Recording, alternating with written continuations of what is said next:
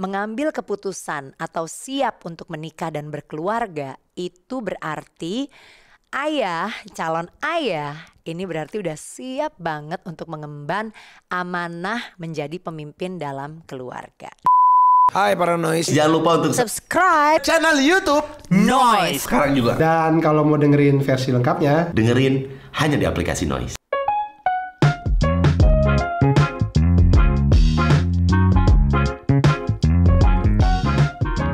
Racing Angels. Sebenarnya yang namanya Menteri Keuangan itu bukan sekedar ibu loh. Tetapi peran sebagai Menteri Keuangan atau mengurus keuangan di dalam keluarga itu semestinya dilakukan bersama dan merupakan kerjasama antara ayah dan ibu. Nah kalau saya ingat nih waktu dulu saya masih kecil. Bayangan tentang seorang almarhum ayah saya ya.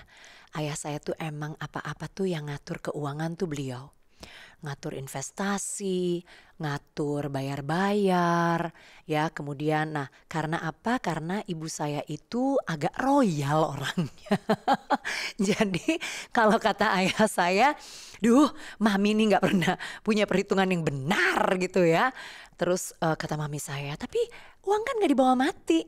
Terus kata ayah saya lagi, tapi kan kita belum mati gitu ya. Berarti kita masih perlu uang. Nah itu adalah hal yang saya ingat banget dari ayah saya. Nah sementara kalau suami saya gimana? Kalau suami saya, dia lebih banyak mempercayakan action masalah keuangan kepada saya. Tetapi tetap aja icam.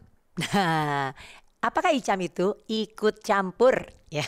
Jadi tetap tuh ya para noise bahwa suami saya mempercayakan kepada saya untuk take actions, tetapi dia yang juga memberikan masukan, Bek coba ini investasi di sini, Bek ini udah ada belum, Bek ini. Nah selebihnya dia sibuk untuk mencari nafkah itu tadi. Dan mengambil keputusan atau siap untuk menikah dan berkeluarga itu berarti calon ayah ini berarti udah siap banget untuk mengemban amanah menjadi pemimpin dalam keluarga. Jadi ingat bahwa selain si ibu sebagai menteri keuangan dalam keluarga, ternyata ayah juga berperan penting dalam perencanaan keuangan keluarga khususnya terkait dengan tujuan keuangan jangka panjang. Oke. Nah, jadi para noise kita mau bicara tentang peran-perannya nih. Kalau dikatakan bahwa ibu itu posisinya sangat krusial ya untuk menempatkan pos-pos keuangan dalam keseharian. Kalau ayah biasanya harus mampu untuk berpikir lebih panjang untuk kelangsungan kesejahteraan seluruh keluarga di masa mendatang. Oke. Nah jadi coba kita lihat apa aja sih peran ayah dalam keuangan keluarga. Yang pertama itu adalah yang dari tadi kita sudah sebut dan sangat umum di tengah masyarakat normatif yaitu pencari nafkah. Kita semua harus mengakui bahwa memang peran penting seorang ayah dalam keluarga adalah cari duit, kerja. Seorang ayah biasanya berusaha keras agar perahu rumah tangganya bisa berjalan semulus mungkin dengan minim gangguan dari masalah keuangan. Nah meski begitu masih hal yang wajar juga sih kalau istri juga bekerja, apalagi zaman sekarang. Rata-rata memang bapak dan ibu, ayah dan ibu sama-sama bekerja agar kebutuhan hidup keseharian atau lifestyle bisa tercapai dengan baik karena bisa menggabungkan penghasilan, jadi ibu bisa menambah penghasilan untuk keluarga. Yang kedua adalah sebagai pengatur keuangan keluarga. Jadi yang ngatur keluarga nih termasuk keuangannya itu bukan cuma ibu aja, tapi ayah juga. Meskipun sering kita lihat kayaknya ibu ini memang bendaharanya gitu, bendahara keluarga. Tapi penting juga bagi ayah untuk mengerti dan ikut campur dalam mengatur keuangan keluarga. Seorang ayah harus paham tuh tentang alur pemasukan dan pengeluaran di dalam keluarga tiap bulannya. Ayah bahkan memiliki wewenang dalam mengelola pengeluaran keluarga juga. Ayah yang baik tentu harus memiliki tingkat literasi keuangan yang tinggi terhadap instrumen-instrumen keuangan yang bisa digunakan.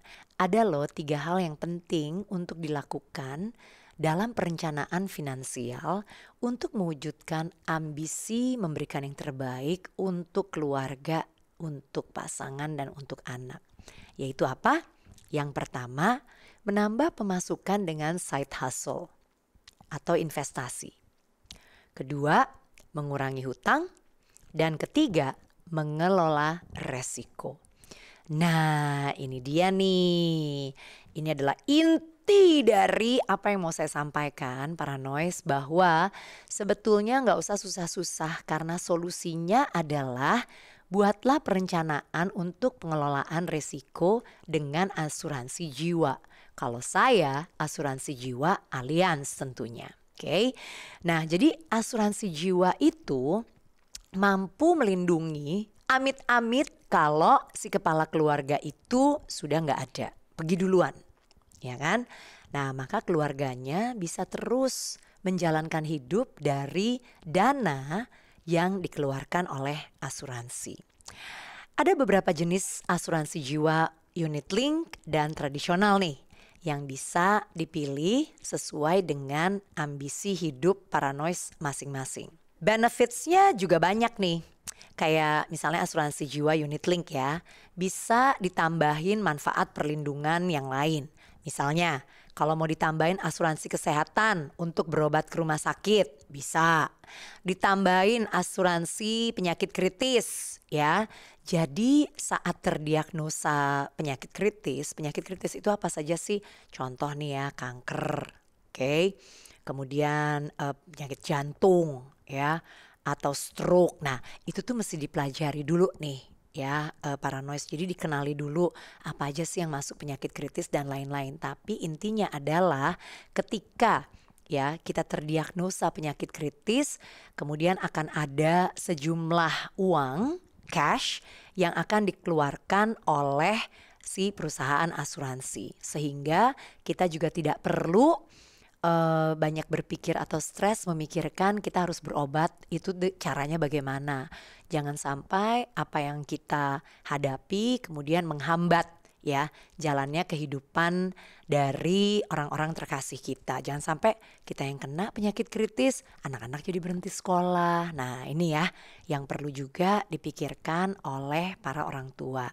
Nah, pokoknya kalau ngomongin soal manfaat, banyak banget deh tambahan manfaat perlindungan yang bisa dipilih sesuai dengan kebutuhan masing-masing nih para noise. Nah, untuk asuransi jiwa, Allianz menyediakan pilihannya dari A sampai Z loh. Jadi banyak banget variannya. Bahkan tersedia juga asuransi jiwa yang berbasis syariah. Jadi kalau para noise lebih nyaman ya, ingin memiliki asuransi tapi yang berbasis syariah dong. Tuh Allianz juga punya. Oke. Pokoknya gini para noise, kan biasanya kita suka bingung nih ya, aduh pengen nyari asuransi tapi bingung mesti nanya ke siapa, informasinya dapat dari mana. Nah pokoknya kalau bingung jenis asuransi jiwa apa yang cocok untuk para noise, coba deh konsultasi dulu aja. Gratis kok konsultasinya. Kemana? Kunjungi saja alz.id/lifechanger. Oke, dan pilih aja tenaga pemasar Allianz yang sesuai dengan preferensi atau kenyamanannya para noise. Para noise bisa berkonsultasi sesuai untuk memenuhi kebutuhan perencanaan proteksinya para noise bersama dengan Allianz.